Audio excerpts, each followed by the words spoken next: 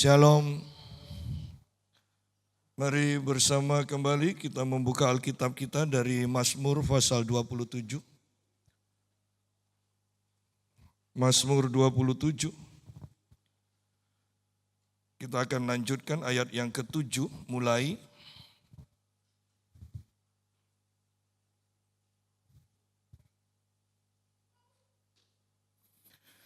Dengarlah Tuhan seruanku, seruan yang kusampaikan. Kasihanilah aku dan jawablah aku. Tentang Engkau hatiku berkata, carilah wajahku, maka wajahmu ku cari ya Tuhan. Janganlah menyembunyikan wajahmu terhadap aku. Janganlah menolak hamba-Mu ini dengan murka. Engkaulah pertolonganku. Janganlah membuang aku, dan janganlah meninggalkan aku ya Allah penyelamatku. Sekalipun ayahku dan ibuku meninggalkan aku, namun Tuhan menyambut aku. Kita berhenti sampai sini dulu. Ini adalah seruan Raja Daud, dikatakan dengarlah Tuhan seruan yang kusampaikan. Kasihanilah aku dan jawablah aku. Bahwa Daud berseru kepada Tuhan dan meminta belas kasihan Tuhan. Ketika Daud berdoa begini, dia mencari wajah Tuhan dengan latar belakang. Ayat yang ke-10 berkata, sekalipun ayahku dan ibuku meninggalkan aku, namun Tuhan menyambut aku. Bahwa pengetahuan ini sangat penting, pengertian ini sangat penting. Daud bisa saja tenggelam dengan rasa kecewanya, dengan kepahitannya, karena ayahnya dan ibunya meninggalkan dia. Bahwa Daud ini, saya pernah membaca bahwa Daud itu adalah hasil hubungan gelap ayahnya dengan perempuan yang bukan istrinya. Sehingga kita melihat ketika semua kakak-kakak dari Daud itu berperang, hanya Daud yang ditugaskan untuk menjaga, menggembalakan kambing domba yang tidak banyak lagi. Dikatakan hanya 1-2 ekor. Tidak sesuai dengan pengorbanan dari Daud. Yaitu bayangkan hanya 1-2 ekor mempertaruhkan nyawa melawan singa, mempertaruhkan nyawa melawan beruang. Ya. Sepertinya kok tidak sesuai. Tetapi inilah kesetiaan Daud. Ya. Ketika Nabi Samuel datang ke rumah dari Isai untuk memilih salah satu anaknya untuk diurapi menjadi raja, Daud tidak dipanggil. Semua saudaranya ada, hanya Daud. Berarti Daud adalah orang yang tertolak. Daud bisa saja kecewa. Daud bisa saja mengasihani diri sendiri. Dengan akibat, kemungkinan besar dengan akibat nantinya akan menjadi sama seperti budak perempuan yang mempunyai roh ular piton, yaitu penyihir di dalam Kisah Para Rasul. Saya sudah menjelaskan bagaimana seorang anak perempuan ditangkap, kemudian dijual, dijadikan budak. Bagaimana anak perempuan ini disiksa, dicaci maki dan sebagainya. Dalam kesedihannya, roh sihir datang kepada dia. Dan kemudian dia menjadi penyihir, dia menjadi petenung. Anda boleh tanya latar belakang semua dukun, maka Anda akan menemukan mereka hidup dalam kepahitan dahulunya. Dan Daud pun sebenarnya diperhadapkan dengan hal ini. Terpujilah Tuhan karena Daud mempunyai pilihan yang tepat. Dia katakan, sekalipun ayahku dan ibuku meninggalkan aku, namun Tuhan menyambut aku. Sekalipun ayahku dan ibuku meninggalkan aku, Aku lari kepada Tuhan. Aku datang kepada Tuhan dan Tuhan menyambut aku. Dua orang tuanya itu tidak menyambut dia, menolak dia, membuang dia. Bayangkan 1-2 ekor kambing domba saja disuruh untuk menggembalakan sejauh mungkin. Itu kan sebenarnya penolakan aja. Ya. Tetapi pelarian Daud adalah benar, yaitu dia lari kepada Tuhan. Ya. Dia lari kepada Tuhan.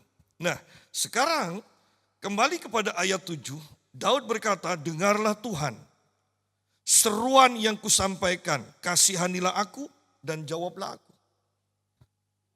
Kasihanilah aku dan jawablah aku. Jangan datang kepada Tuhan selalu berkata, jadilah kehendakmu, bukan kehendakku. Kalau seperti itu Anda tidak perlu jawaban, biarlah apa kata Tuhan. Kalau datang kepada Tuhan, Anda harus tahu permintaanmu apa, dan engkau harus perhatikan kapan Tuhan menjawab permintaanmu itu.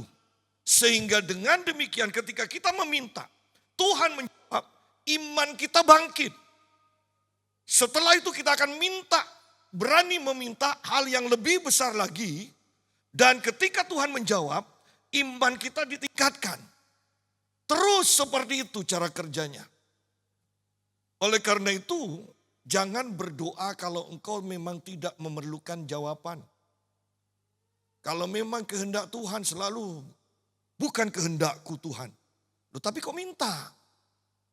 Tetapi kehendakmu lah yang terjadi. Tidak usah doa lah. Ya. Anda ada keperluan, ada permintaan, dan Anda sampaikan kepada Tuhan. Dengan keyakinan Tuhan akan menjawab, Tuhan akan mengabulkan. Dan kemudian di sanalah imanmu itu didirikan. Engkau siap untuk meminta permintaan yang lebih besar lagi. Kasihanilah aku dan jawablah aku. Kasihanilah aku dan jawablah aku. Ada orang-orang yang selalu minta doa kepada saya dan saya perhatikan ada dua macam orang. Ada yang doanya sudah dijawab, tidak ngasih kabar. Ada yang doanya dijawab itu langsung ngasih kabar. Perkembangannya bagaimana, dia ngasih kabar. Seorang ibu yang ambeien dan ambeiennya besar sekali, dokter katakan harus dioperasi. Dia minta doa kepada saya, setiap hari dia berikan perkembangan, beritahukan perkembangannya. Pak Yusa sudah tambah kecil, masih ada. Pak Yusa tambah kecil, sudah mulai kering. Pak Yusa kulitnya sudah mulai ngelupas, tapi masih ada kecil. Seperti itu terus sampai kemudian, sudah Pak kata dokter tidak perlu dioperasi, selesai. Bahwa ketika kita meminta, kita harus tahu apa yang kita minta. Dan kita harus yakin bahwa kita bisa menerima itu. Dan setelah itu, ingat saya mau katakan ini menjadi fondasi untuk permintaan yang selanjutnya. Jangan berdoa tanpa menyadari jawaban Tuhan. Engkau tidak akan menjadi orang yang bersyukur kalau seperti itu. Minta dan perhatikan kapan Tuhan menjawab dan bersyukurlah. Tingkatkan iman lagi, tingkatkan iman lagi. Tentang engkau dikatakan. Tentang Tuhan, hatiku berkata, carilah wajahku, maka wajahmu ku cari ya Tuhan. Maka wajahmu ku cari. Bahwa Daud mendengar bisikan hatinya. Daud mendengar pimpinan dari rohnya. Cari wajah Tuhan. Billy Graham, Catherine Kuhlman, Benny Hinn selalu berkata, apabila Tuhan membangunkan engkau jam 3 pagi, perhatikan itu. Pasti Tuhan mau berbicara, dia katakan. Jangan bangun langsung tidur lagi kalau sudah jam 3 pagi. Kalau Anda bangun antara jam 3 sampai jam 4, pasti Tuhan ingin berbicara secara khusus. Apalagi zaman sekarang. Karena baru jam 3 dan jam 4 Anda tidak akan menerima WA. Ya. Ketika engkau mau berdoa dikatakan masuk kamarmu, tutup pintu, kunci, artinya supaya engkau tidak terganggu. Kalau zaman sekarang matikan HP-mu, jangan bertemu dengan siapapun yang ingin ketemu pada waktu engkau mau berdoa. Dan itu tidak mudah. Tetapi Anda harus memilih yang benar ini. Dikatakan tentang engkau, tentang Tuhan. Hatiku, hati Daud berkata, carilah wajahku, maka wajahmu ku cari ya Tuhan. Sidang jemaat, pertanyaannya sekarang adalah, bisakah engkau mendengar suara Tuhan di dalam hatimu? Saya merasa, loh, itu kemungkinan besar Tuhan yang berbicara di dalam hatimu. Saya merasa. Nah, setelah saya merasa, apakah engkau melakukan apa yang kau rasakan? Saya kok kasihan ya sama orang itu. Apakah hanya sebatas itu? Hatiku berkata, kasihan orang itu. Pasti ada kata selanjutnya. Tunjukkan kasihmu, berikan uang sekian.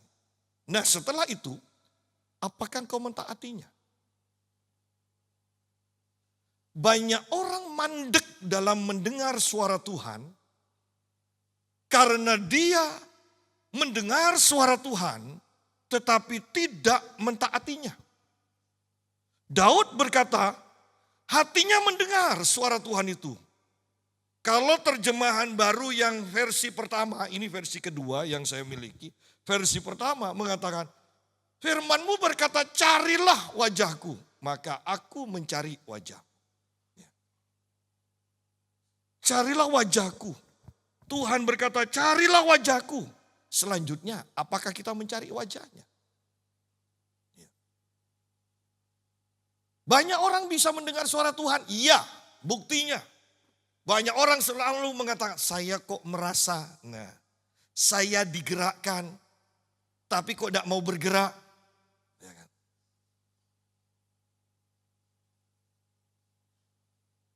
Ada orang disuruh misalnya memberi, memperhatikan orang-orang tertentu. Malah ngajak orang lain. Ayo bagaimana gereja tidak mau tergerak ya. Gereja bagaimana kalau mengkoordinir untuk menolong si A. Loh padahal yang disuruh Tuhan itu adalah dia. Seringkali kita tidak bisa mendengar suara Tuhan selanjutnya. Karena kita tidak mentaati ketika Tuhan berbicara kepada kita. Tetapi ketika kita berani mentaati firman Tuhan, maka kita akan semakin mudah, semakin jelas dalam mendengar suara Tuhan.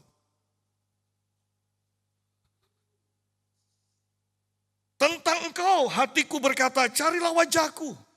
Maka wajahmu ku cari ya Tuhan. Anda tidak bisa mencari Tuhan sekaligus mencari dunia. Anda harus memilih salah satunya.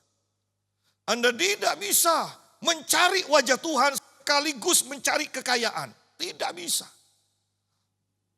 Pilihan yang tepat, carilah Tuhan, maka Tuhan akan menyediakan kekayaan bagimu. Carilah Tuhan, maka Tuhan akan menyediakan kesembuhan bagimu. Carilah Tuhan, maka Tuhan akan menyediakan keberhasilan bagimu. Anda tidak bisa mencari dua-duanya. Biarkan Tuhan yang menyediakan. Carilah kerajaan Allah dan kebenarannya, maka semua yang dicari bangsa-bangsa, aku tambahkan kepadamu. Di sini dikatakan carilah wajahku, maka wajahmu ku cari ya Tuhan. Nah, kembali saya perhadapkan firman ini. Di akhir dari akhir zaman ini, kita sedang mencari apa?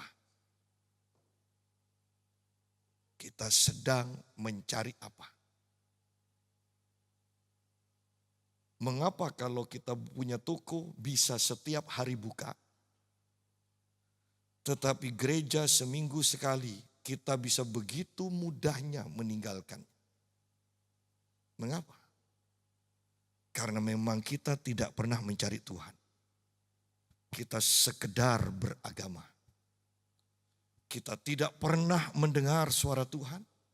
Kita tidak tahu Tuhan yang bagaimana. Sidang jemaat, di sini katakan carilah wajahku. Sudahkah kita mencari? Di sini maksud mencari adalah mencari sampai ketemu. Mencari sampai berhadapan. Tanyakan kepada orang-orang Kristen, pernahkah mereka melihat Tuhan secara langsung? Pernahkah mereka melihat malaikat-malaikat? Jarang kita mendengar mereka melihat Tuhan, mereka melihat malaikat. Kalau melihat gondorwo sering, ya kan?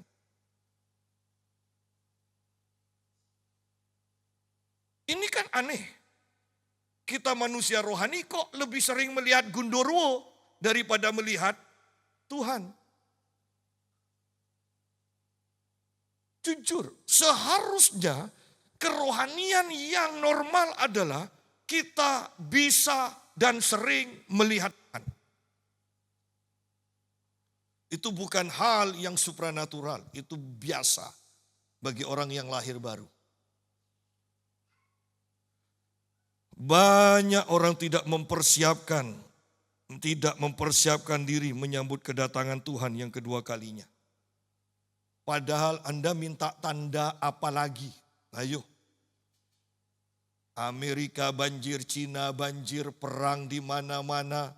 Ya, ekonomi sudah hancur-hancuran. Penipuan luar biasa. Amoral diterima, dianggap hal yang wajar. Anda mau minta tanda-tanda apa lagi? Bayangkan kalau kita sudah tahu tanda, mendung luar biasa. Dan Anda sudah hafal ini, ini pasti hujan lebat. Dan Anda masih berani jalan kaki, jalan pagi, jogging. Padahal sudah tahu pasti hujan, kan bodoh. Ya. Bahwa orang tahu tanda-tanda tetapi tidak mau bertindak sesuai pengetahuannya, itu bodoh. Kita sudah tahu ini akhir dari akhir zaman, bukan waktunya lagi mengutamakan dunia dan segala isinya. Ini waktunya segala kedagingan dihancurkan dan kita mementingkan hal-hal yang rohani, yang bisa kita bawa ketika kita menghadap kepada Tuhan. Yang bisa menolong kita ketika kita menghadap kepada Tuhan. Banyak orang tidak memperdulikan. Saya mau tekankan surga dan neraka itu sangat nyata. Yang jadi masalah, sekali engkau masuk ke neraka, bukan 100 tahun kemudian engkau akan dipindahkan ke surga. Tetapi itu kekal, tidak bisa diulang lagi. Oleh karena itu persiapkan dirimu sungguh-sungguh. Persiapkan dirimu sungguh-sungguh. Carilah wajahku, maka wajahmu ku cari ya Tuhan. Kitab Amos pasal yang kelima berkata begini.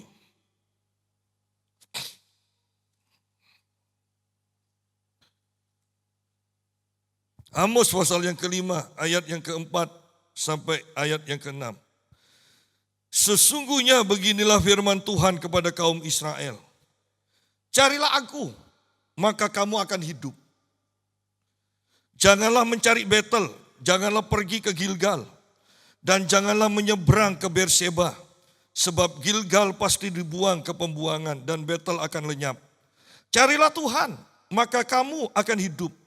Supaya ia tidak akan menyambar keturunan Yusuf bagaikan api yang melahap habis tanpa ada yang memadamkannya bagi Betel.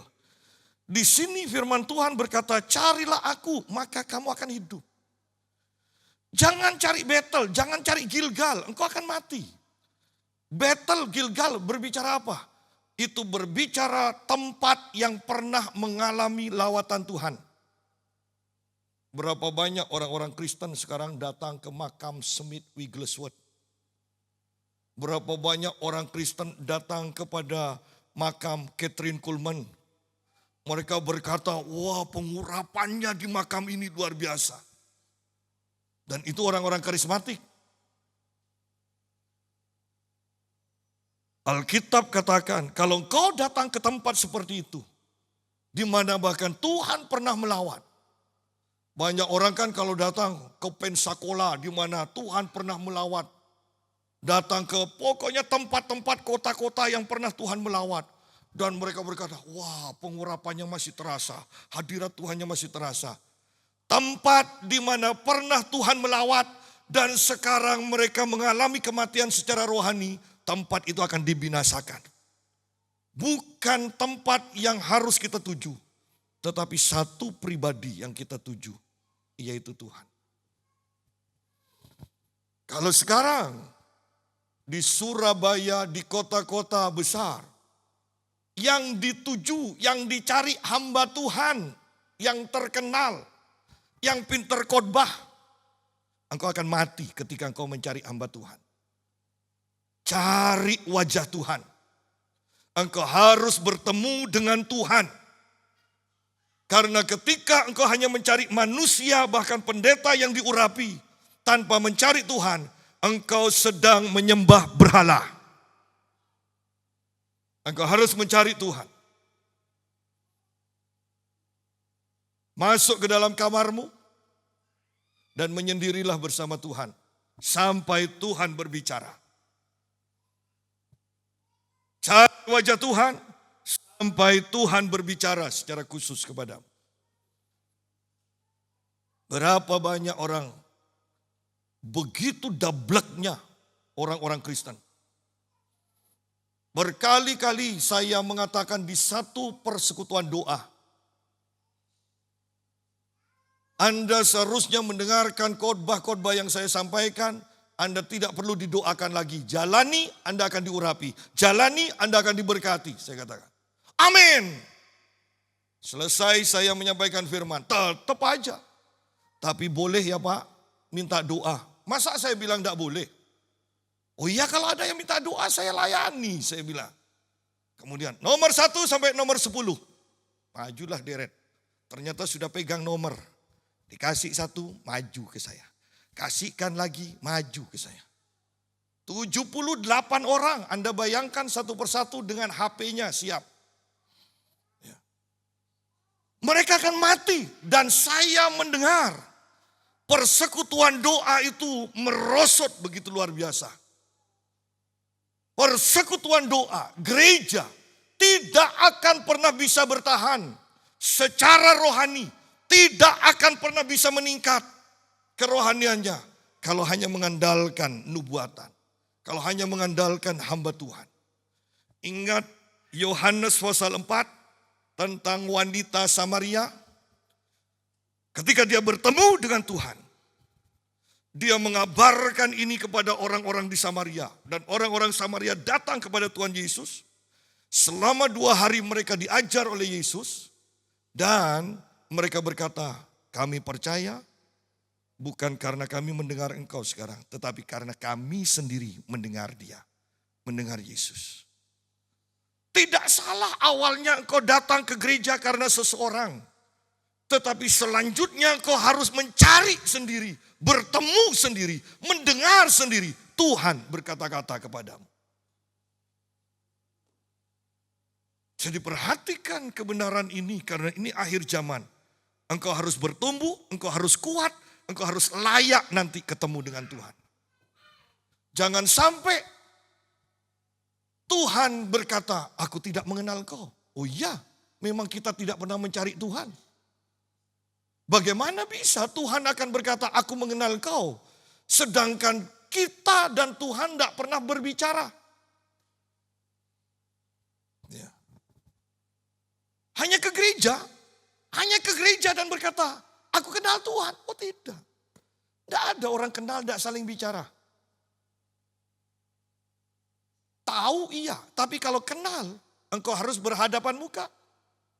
Engkau harus berbicara. Itu kenal. Jadi carilah aku dikatakan, maka kamu akan hidup. Jangan cari yang lain. Mau tempat yang pernah dilawat Tuhan, mau orang yang dipakai Tuhan, jangan cari itu.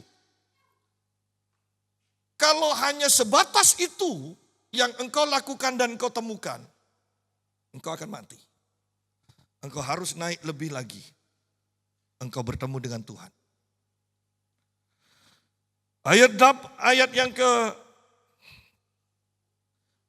carilah Tuhan maka kamu akan hidup. Supaya ia tidak akan menyambar keturunan Yusuf bagaikan api, yang melahap habis tanpa ada yang memadamkannya bagi Betel. Bahwa setiap orang yang tidak mencari wajah Tuhan, pada akhirnya akan berhadapan dengan penghukuman Tuhan. Bolehlah Anda berkata, tapi aku Kristen. Tapi engkau tidak mencari Tuhan. Aku Kristen, tapi engkau tidak kenal Tuhan. Disuruh mencari Tuhan, tidak mencari, sehingga Tuhan yang datang dengan penghukumannya. Seandainya kita disuruh mencari Tuhan dan kita mencari Tuhan, kita bertemu dengan anugerah Tuhan. Tetapi karena kita tidak mau cari Tuhan, Tuhan yang datang dengan apinya, dengan penghukumannya. Dan kemudian kita berkata, kenapa aku mengalami ini ya? Kenapa ya? Kenapa ya? Karena engkau tidak mencari Tuhan. Engkau mencari uang. Engkau mencari tahta. Engkau mengutamakan itu. Anda tidak bisa mencari kedua-duanya. Cari salah satu. Kitab Kolose pasal yang ketiga.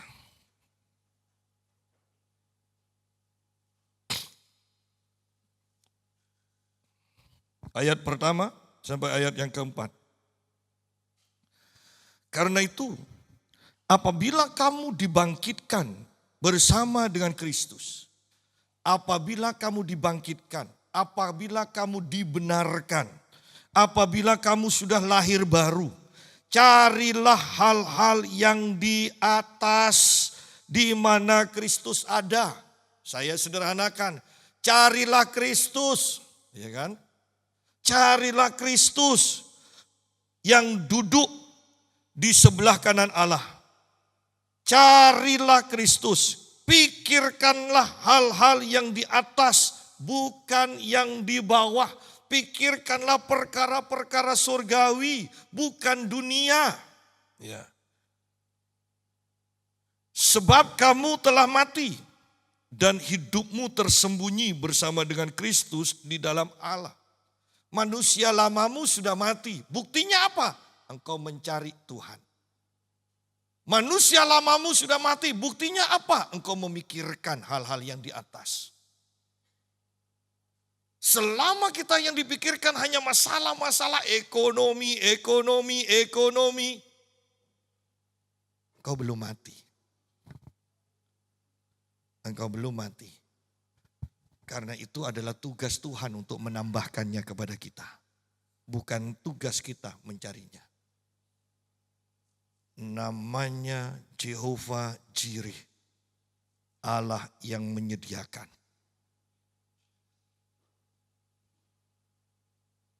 Yesus berkata, roti disediakan bagi anak-anaknya. Dia yang menyediakan. Kita tidak perlu mencari karena sudah disediakan.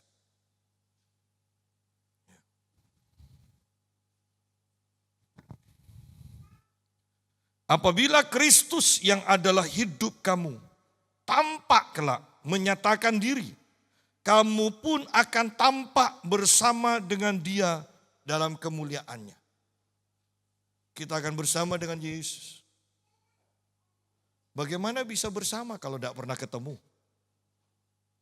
Anda perhatikan kalimat yang sederhana ini. Bagaimana bisa bersama kalau tidak pernah ketemu? Ya. Jadi carilah wajahnya, pikirkanlah Dia, pikirkan. Kita lebih hafal dengan kata renungkan, sama aja. Ya. Pernahkah kita memikirkan perkara-perkara yang di atas? Berandai-andai aja lah. Nanti kalau di surga kira-kira apa yang dikerjakan. Oh, menyembah Tuhan, kira-kira atmosfernya bagaimana ya? Nanti kalau di surga memuji Tuhan bagaimana ya? Acara santainya bagaimana? Loh kan itu harus dipikirkan semua kan? Acara santainya bagaimana? Joe Thomas dalam bukunya Allah Surga Itu Nyata kan selalu berkata, selalu pertemuannya dengan Tuhan dimulai dengan penglihatan tentang pantai. Dan Tuhan muncul. Saya sampai ketawa kalau sudah baca itu. Oh, ternyata papi almarhum suka menyanyikan tinggal di pantai, ku tinggal di. Saya ketawa sendiri kalau sudah ingat itu. Ya. Dulu saya berkata, apa tinggal di pantai nyanyian apa? Oh, ternyata itu pewahyuan dari orang yang ngarang. Ya. Kalau sekarang kan pujian sekarang kan tidak perlu pewahyuan kan?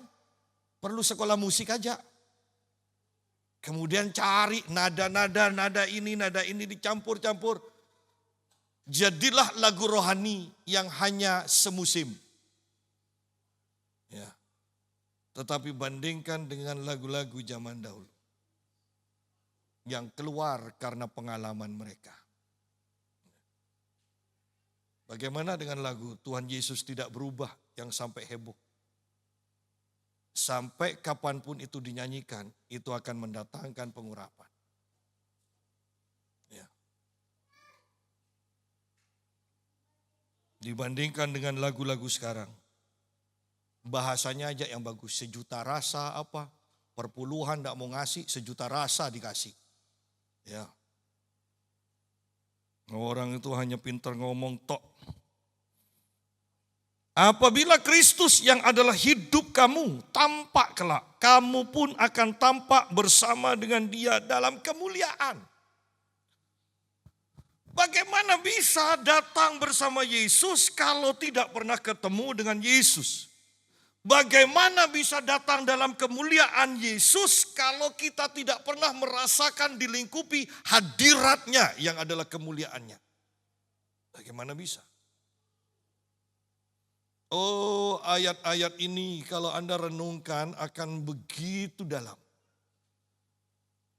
Kitab Kolose itu jauh lebih dalam daripada kitab Efesus. Efesus berbicara bahwa kita adalah tubuh Kristus. Tetapi Kolose berbicara Kristus adalah kepala gereja.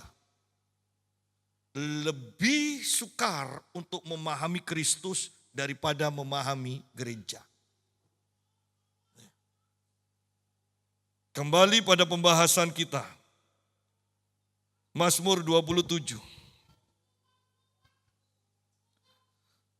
Tentang Engkau hatiku berkata, carilah wajahku, maka wajahmu ku cari ya Tuhan. Janganlah menyembunyikan wajahmu terhadap aku. Janganlah menolak hambamu ini dengan murkamu. Lihat di sini. Daud berkata, jangan menolak aku. Orang tuaku sudah menolak aku. Tuhan, Engkau jangan tolak aku. Biar orang tuaku menolak aku. Yang penting Engkau tidak menolak aku. Wow, itu pernyataan dalam kesedihan, dalam pengharapan yang baru. Itu disampaikan oleh Daud. Ayah dan ibuku sudah menolak aku. Tapi tidak apa-apalah. Yang penting Tuhan, Engkau jangan menolak aku. Mungkin bukan orang tua kita yang menolak kita. Mungkin sahabat-sahabat kita menolak kita. Mungkin orang-orang tertentu menolak kita.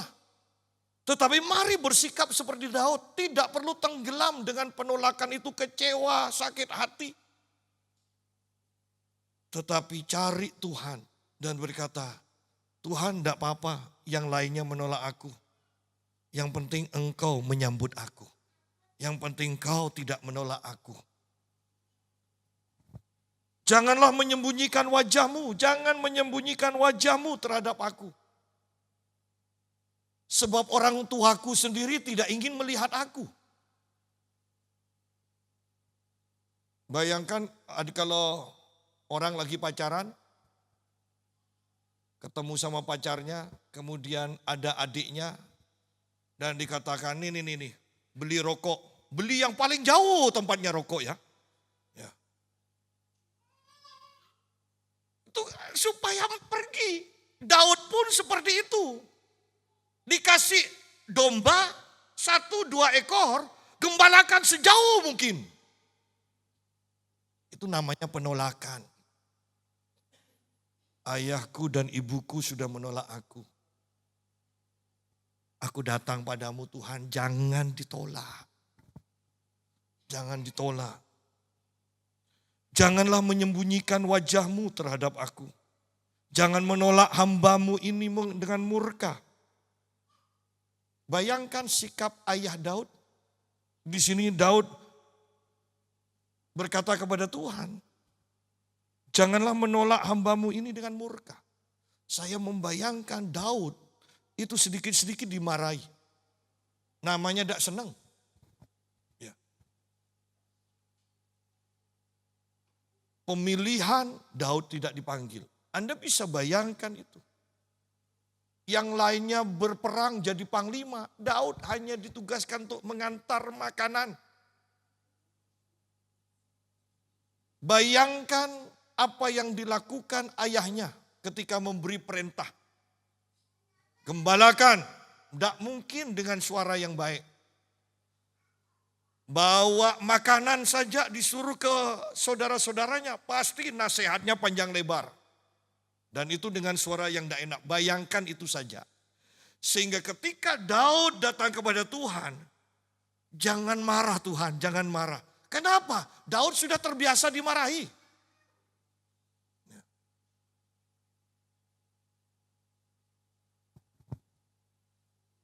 Engkaulah pertolonganku, Tuhanlah pertolonganku. Janganlah membuang aku dan janganlah meninggalkan aku.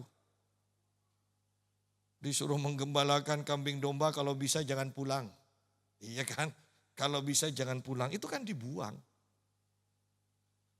Tetapi Daud datang kepada Tuhan dan dia berseru kebalikannya. Tuhan, jangan buang aku. Orang tuaku, ayah ibuku sudah membuang aku. Jangan engkau membuang aku.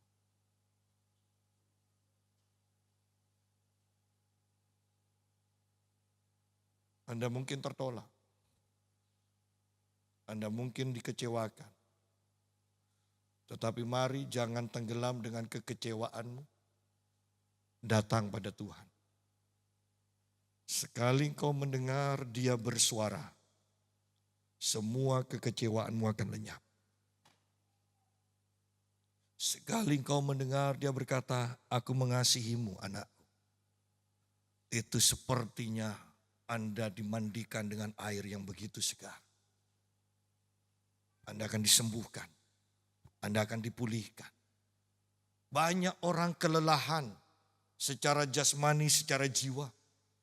Kenapa? Karena engkau sudah lama tidak bertemu Tuhan dan tidak mendengar suara Tuhan.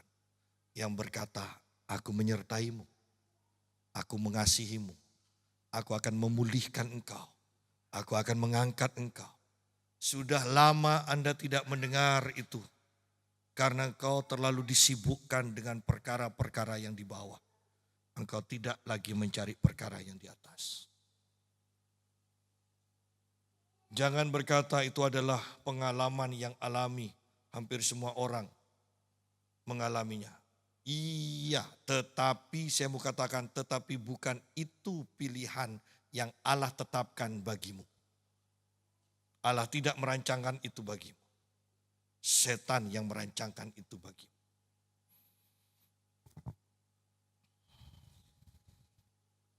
Ayat yang ke-11. Tunjukkanlah jalanmu kepadaku ya Tuhan. Dan tuntunlah aku di jalan yang rata. Menghadapi seteruku.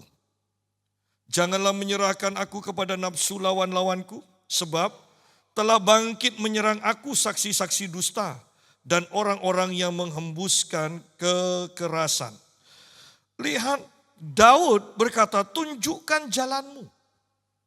Tuntunlah aku di jalan yang rata. Kenapa?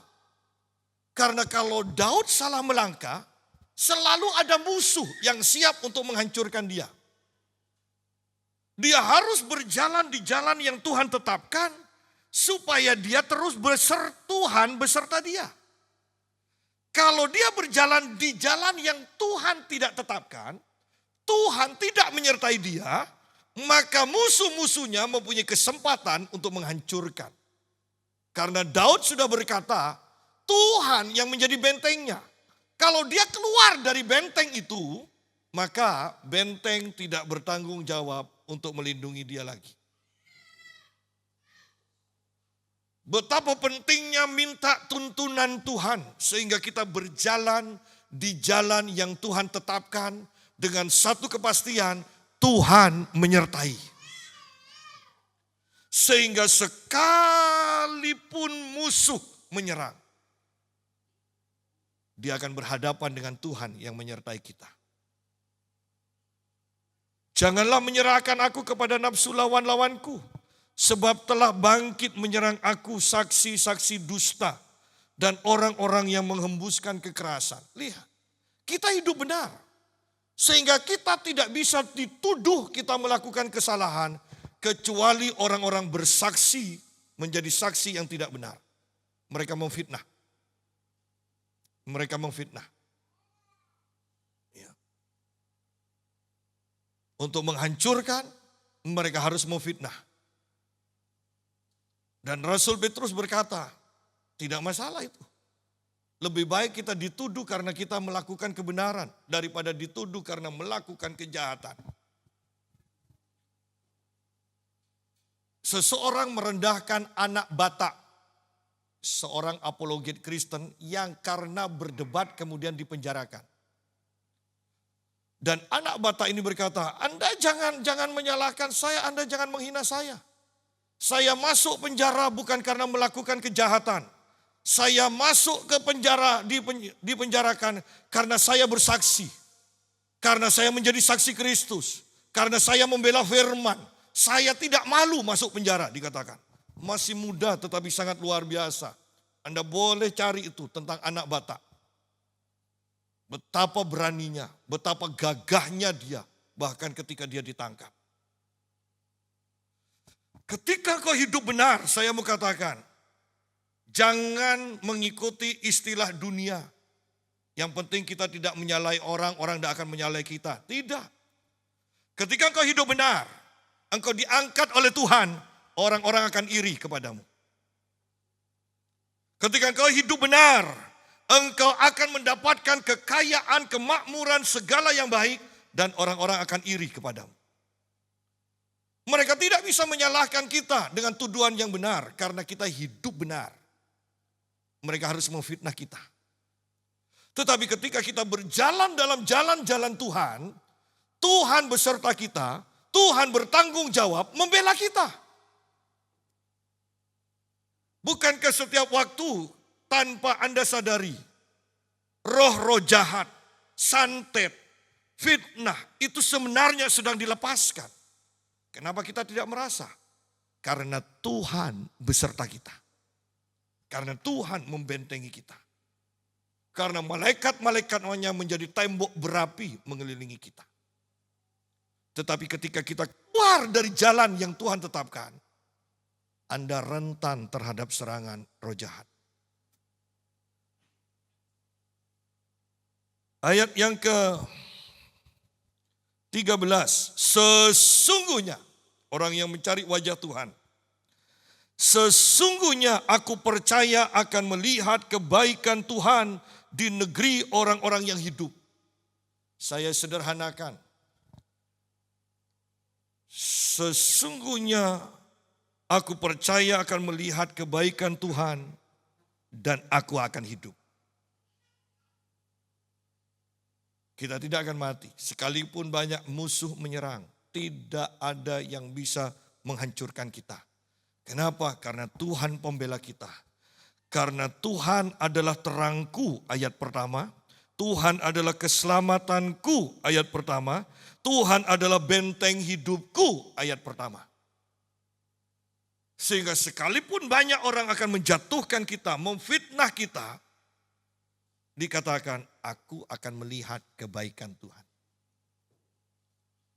Aku akan menikmati kebaikan Tuhan. Ini akan seperti pepatah. Anjing menggonggong, kafilah tetap berlalu. Anda akan menikmati kebaikan Tuhan. Musuh-musuhmu akan stroke.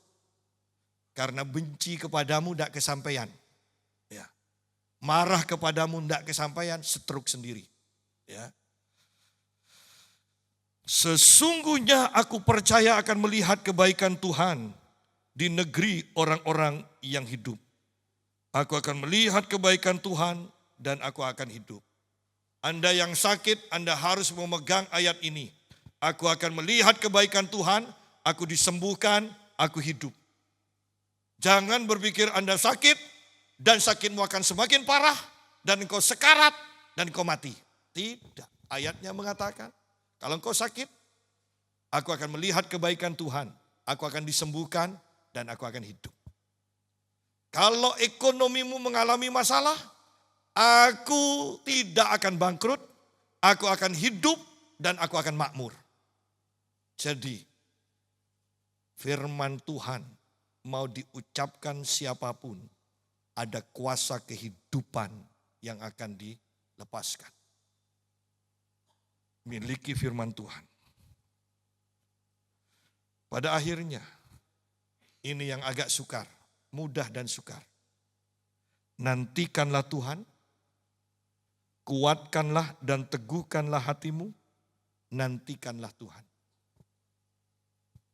Dan ini secara khusus berkata, duduk, diam, tidak usah ngomong.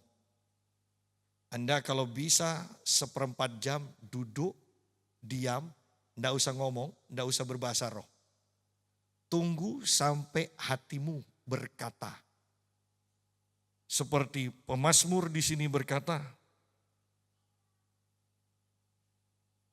tentang engkau hatiku berkata. Bagaimana hatiku berkata? Ketika menantikan Tuhan. Ketika engkau diam dengan prinsip aku berdiam di hadapan Allah. Diam untuk mendengar. Diam untuk mendengar. Nanti hatimu akan berkata-kata dan tiba-tiba hadirat Tuhan akan melingkupi engkau. Engkau diperbarui. Engkau diperbarui. Ada orang berkata-kata bahasa roh, saya ingin berkata-kata bahasa roh. Ya minta dong dipenuhi Roh Kudus. Supaya bisa berdoa panjang lebar, bagus. Tetapi saya mau masuk ke hal yang lebih tinggi.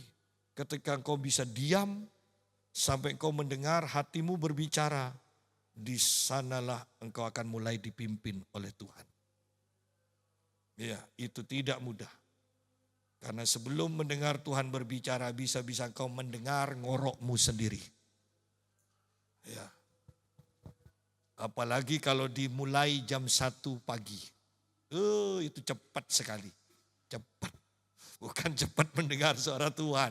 Ya, cepat sekali. Oleh karena itu nantikan Tuhan, kemudian kuatkanlah. Masih belum cukup, teguhkanlah. Kalau enggak ketiduran. Ya. Pak, kalau hanya diam apa? percayalah itu sangat penting. Itu akan mengubah kehidupan.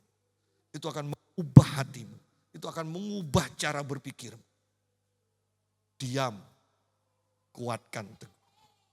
Teguhkanlah. Dan nantikan Tuhan. Nantikan Tuhan. Bayangkan di satu ayat hanya berkata begini, nantikanlah Tuhan.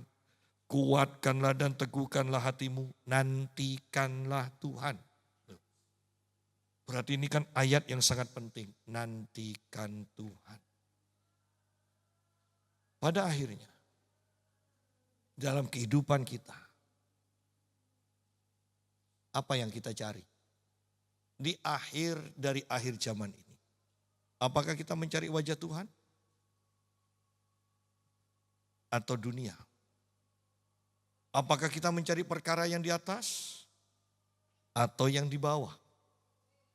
Cari Tuhan dan nantikan Dia.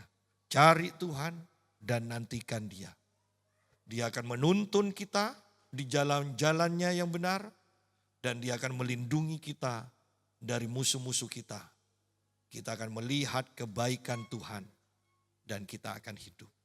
Tuhan memberkati. Mari kita berdoa.